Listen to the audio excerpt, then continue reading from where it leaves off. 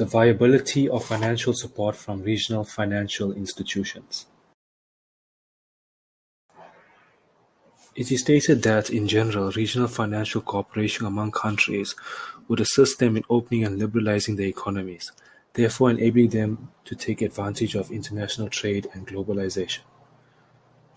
Considering that many developing countries are primarily export-based, regional financial arrangements will boost their exports and ability to partake in international trade. International cooperation in trade is critical to mitigate the harsh financial effects of pandemics, such as the COVID-19, by breaking down trade barriers and facilitating international trade.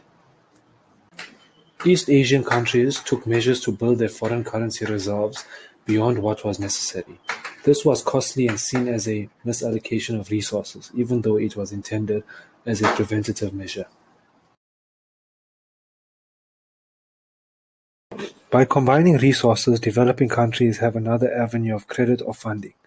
Countries that have combined will now have access to these resources without holding excessively high reserves. This would serve as a defense mechanism and provide short-term liquidity during a time of crisis.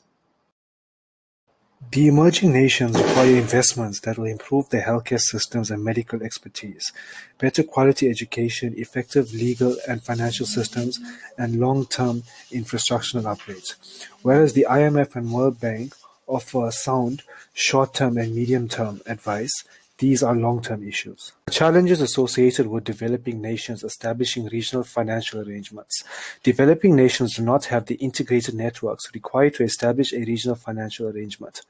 The developing world has not yet displayed the capabilities required to form and maintain a regional financial institution of such a magnitude as the European continent. Alternatively, the regional financial institutions can be designed and managed to play a complementary role to international bodies. The regional institutions could take a more focused role with regards to the developmental targets in its member countries. The regional arrangement could participate in the IMF's global surveillance network by observing economic activities.